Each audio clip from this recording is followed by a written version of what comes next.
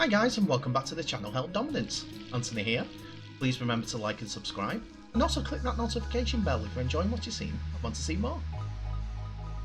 Coming up, Huddersfield forward on the move, Hull forward on the move, and concussions take another player. Those stories coming up, but first we have one from lower down the leagues, somewhere where I don't go often. So we're going to drop down a division as there's a little bit of controversy being stirred up and being egged on, I think, by Derek Beaumont between Featherstone Rovers and Toulouse Olympique. Featherstone Rovers chairman Mark Campbell has come out with a statement to fans with an update about the controversial RFL decision to hand Toulouse the Championship League Leaders Shield. The French side have played just 13 games in the second tier in 2021, and despite winning every one of those fixtures, have not rearranged postponed matches, including one against Featherstone. That has prompted Campbell to explain just why Rovers will not be travelling to the south of France until a potential final. The question I've asked most of my fans in the last couple of weeks is around the location of the final series, and I share the fans' concerns about the game being scheduled to be played potentially in France.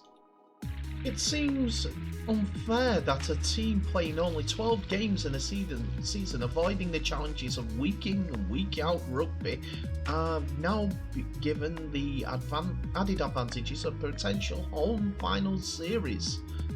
The travel conditions in France have allowed British clubs to travel to France in the last 6 weeks. This is a period when most players have received both their vaccinations, yet an arbitrary date of 1st of October, which just so happens to be the start of the playoff series, has been set for the teams to now travel to France. It doesn't seem that long ago for me when at the Toronto Wolfpack that had they been able to play in Super League in the 2020 post-COVID, were told to play home and away in the UK. Yet just 12 months later, we are faced with a contradictory approach. This can be very frustrating at times. So to give you some context and my understanding of the entire situation, the Rugby League Championship clubs are mostly semi-professional, and due to working commitments they were not able to fulfill a 14-day quarantine period or go into a bubble when it's time to go into France, which was having more rampant cases of COVID-19 compared to the UK, and the French government at one point closed down the borders to anyone that does not have a French passport. So if they went over there, they would be stuck or booted out straight away and still had to go into the 14-day quarantine period over in the UK. And with that, every 2 weeks for an English side doesn't make sense.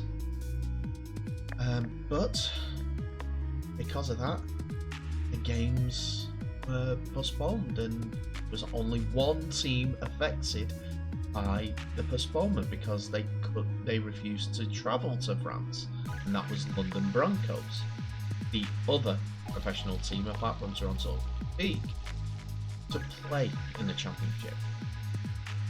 So Campbell does emphasise that what he's saying does not reflect on his club in not ready Super League, and is adamant that his club is. As a club, we have been flatly refused on 2 occasions by Toulouse to replay our game on a weekend or a midweek, which is a great disappointment for the whole game. I'm scratching my head as to why this couldn't have been arranged. As a game, we mustn't lose any opportunity to showcase the best of the sport and the best 2 teams in the championship going head to head one more time. It's never going to be easy for Rovers to make that next step to Super League. and I know this club has dealt with far greater adversity in its 100-year history. We will deal with it with this in the usual Featherstone way and step up to the plate once more. So this is a little bit of controversy in rugby league, and what is rugby league without such a thing? But my overall thinking on this is that the only way that Featherstone will not kick up a fuss about it is if they beat Toulouse in Toulouse. That's the only way. They've got to the Super League and they deserve to be there. That's what it'll be. But if Toulouse absolutely batter them again, they'll cry foul, and they'll be in litigation for at least 2 years.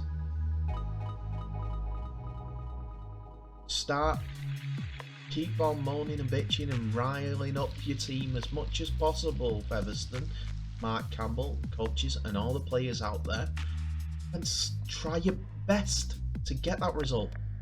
But like our game is, at the final whistle, it's always humble. Always. Everyone shakes hands and says good game. Toulouse win, deserve to be in the Super League. All I'm saying about it, it's a game of hooligans played by gentlemen. Let's get this infighting away from sport and just be gentlemen.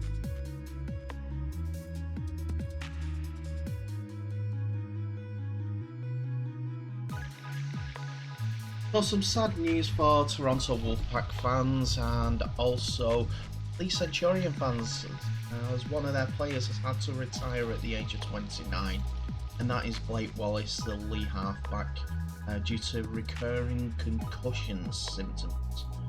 The Australian joined Leigh ahead of the season after spending 4 seasons at Toronto Wolfpack, but an injury unfortunately limited him to 3 games for the Centurions.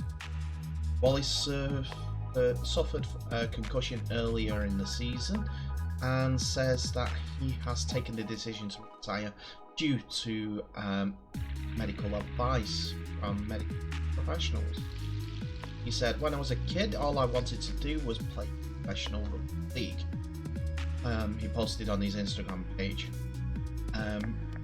I'm doing so. It's allowed me to travel to different parts of the world, and over the last 5 years fulfilled that dream. It's a journey that's uniquely my own, and it's something I will be forever grateful. Unfortunately, injuries come with playing, and earlier this year I suffered a concussion. The issues and the symptoms I've had since the concussion have gotten to a point where I can no longer continue to play the game I love. After speaking to medical professionals, they have made the decision to medically retire me. At the end of the day, as much as I'd love to continue playing, my health comes first. To everyone at Leigh Centurions and Toronto Wolfpack, thank you for everything you've done for me over the last 5 years. It's been one hell of a ride, and I've loved every minute of it. I've gained some mates for life at both clubs, and I wouldn't change a thing. Finally, to my wife and parents, Kel, you've had my back and supported me ever since we met. I'm grateful I've had you by my side, especially over the last 16 months. To my mum and dad, I can't thank you guys enough. You believe in me when not many did. I guess all the arvos down at Reed Park paid off. Now it's time for the new chapter and set of gold. Blight Wallace seen here with Ryan Burrows at DC Cavalry's friendly game against Toronto Wolfpack on Saturday night. Played 75 times for Toronto Wolfpack and was part of the Toronto's first ever squad, and went on to score 50 tries in those 75 appearances before joining Leigh early this year. It's sad that things happen, but if you're getting mates up from all over the world, then yes, lifetime bonds to follow you around. Good luck with everything that you're talking about, Blake. Hopefully, your goals are set, and we'll see you out and about on the path wherever rugby league takes us in the not too distant future.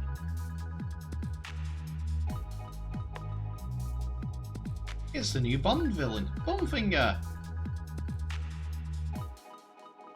So it turns out that Kenny Edwards is on the move. I know